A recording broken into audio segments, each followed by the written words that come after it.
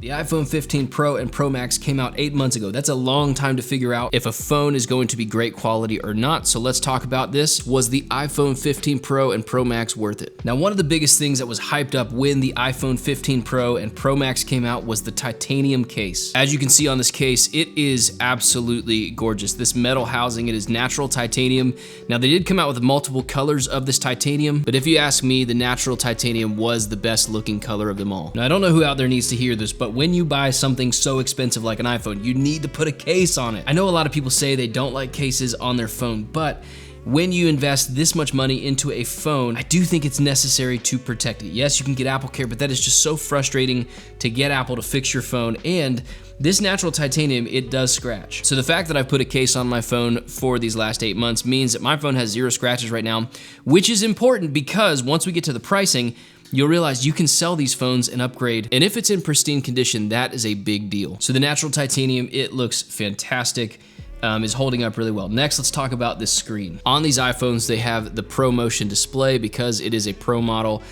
The Pro Motion display is gorgeous. Whenever you're swiping on something like a book, it looks absolutely gorgeous. It's very, very smooth, and it's just nice to have a display that's not choppy when you're moving back and forth. The iPhone 15 Pro is a 6.1-inch display, where the iPhone Max is a 6.7-inch display, and they're both Super Retina displays, which means they have a 460 pixel per inch.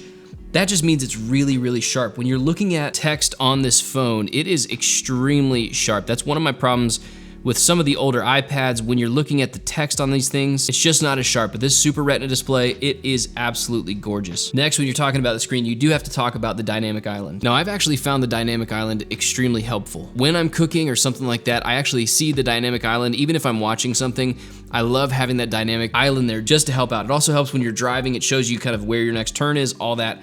So I really, really enjoy having that dynamic island. I know a lot of people are frustrated there's kind of this pill-shaped thing in the middle of the screen. It does not bother me at all. Like, as you're looking at it, I mean, after like the first day, I do not notice that dynamic island in any way. So for those who are holding off buying this phone because it has a notch or it has this kind of pill-shaped thing, that is not a reason to hold off.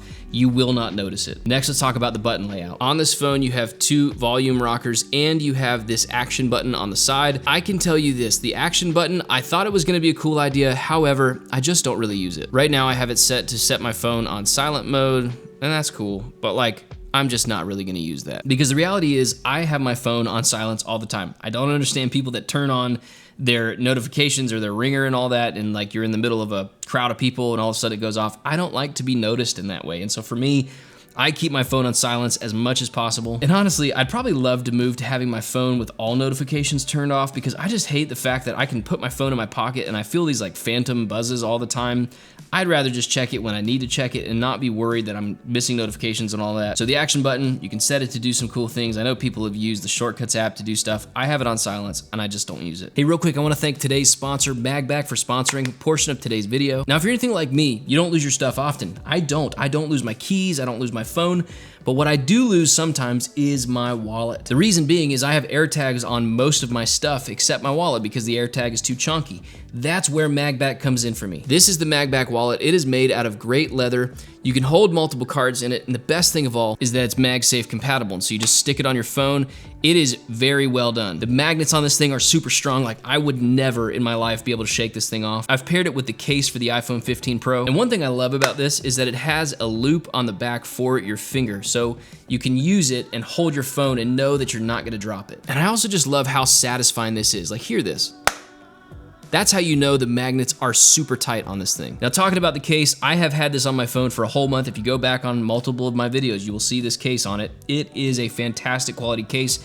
I've dropped my phone numerous times and it is not cracked. As you can see on the edges, it's got more padding up here on the corners of the phone, because when you drop your phone, the most likely thing is that you're gonna drop it on a corner, and that's where phones break. And so this case has been beautiful, but like I said earlier in the video, I love the natural titanium of this phone. And so for me, when I have the tan wallet on my natural titanium case and it's clear, I can still see through it and see the beautiful phone. So I am super impressed with the MagBack wallet and the iPhone 15 Pro case. Go ahead and click the link in the description below and use the code JohnAdams15 at checkout to get 15% off. Thank you again, MagBack, for sponsoring today's video. Let's get back into it. Next, let's talk about the cameras on this phone. There are 3 separate cameras. However, one of the cameras can do multiple focal lengths. So when you're in the cameras app, you can hit the focal lengths button if you can see the screen.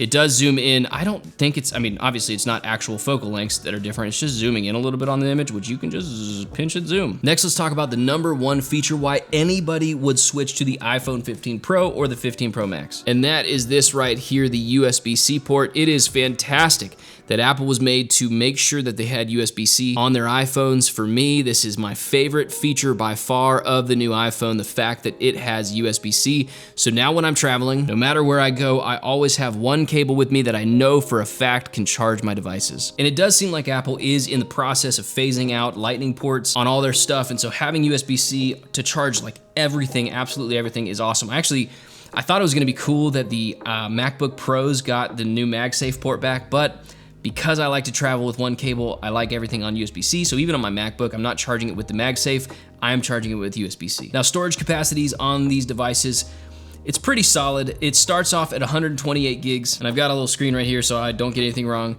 Then it moves up to 256, 512, and 1 terabyte. That is for the 15 Pro, but the Pro Max actually starts at 256 and goes all the way up to 1 terabyte. And so if you're somebody who really needs the storage, maybe go with the Pro Max. But for me, what I don't love, and back to the kind of display discussion, what I don't love is something in my pocket that is just absolutely enormous. And what I don't like about the iPhone 15 Pro Max is it feels like you have this huge thing that's causing heat in your pocket all the time. I don't like that.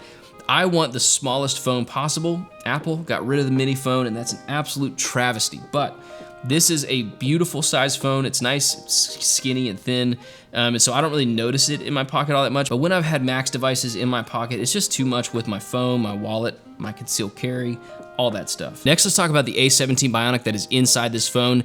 It's fantastic. I have never once with my phone felt like it was not powerful enough. Like so far, there has been nothing, not a single time where I've been using this phone and I thought to myself, man, I just wish I had a little bit more power. But what's interesting is even though it's super powerful, what I love is that it doesn't kill the battery life. When I'm using this phone, I have battery life for at least a day. By the time I get into my bed, I still have about 30% of a charge left, and so the battery life on this is spectacular. Apple on their website says that when you're watching video, you can get up to 23 hours of playback on it. I don't know how true that is, and especially over time, as you charge a phone over and over, the battery life actually decreases, but what I can tell you is that you can get at least one full day while using your phone pretty significantly, and you're just fine. And in my house, I have wireless chargers everywhere, so even if my phone does dip a little bit low, I just set it down on a wireless charger. It has MagSafe, and so it charges it pretty fast. With 15 watts, it does take a while, but again, I don't need it to go all the way to 100. I just need it to get like 50% and I'm good. And hey, if you wanna buy this wallpaper, go ahead and check my digital store. It'll be linked below. It's only $1 for you, but it really does help me out. Next, let's talk about the pricing of these. The 15 Pro starts at $1,000. The Pro Max starts at $1,300.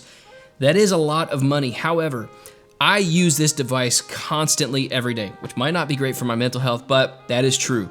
Like when I'm talking about a camera, I use my phone, especially when I'm looking at my kids and I kind of want to keep memories and stuff. When I'm talking about notes, I'm not going out and buying a bunch of different notebooks. I keep everything on my phone. This is also my music player. So for me, when I'm looking at that kind of price, it is not outrageous to think that something with this much versatility would cost that price. Personally, because you use your phone all day, every day, I think it's actually worth it to put the money in to make sure you get the device that you want. So who should upgrade to this phone? I think people who are on maybe the 11 or the 12 should upgrade. I did do a video about the 13 Pro Max versus the 15 Pro Max. It's not that big of a difference. So if you're on a 13 Pro and you're still liking it, it's not slowing down, stay on that. Wait for the 16 to come out. But if you're earlier than that, your phone is slowing down, or you're like me and you're just a tech head, go ahead and upgrade. It is a fantastic phone. I highly recommend it. It's beautiful, the display is amazing, the cameras are great. I don't think if you upgrade, you're gonna be disappointed. But if you wanna check out that video on the 13 Pro Max versus the 15 Pro Max, go ahead and check this video out right here. I'll see you on the next one.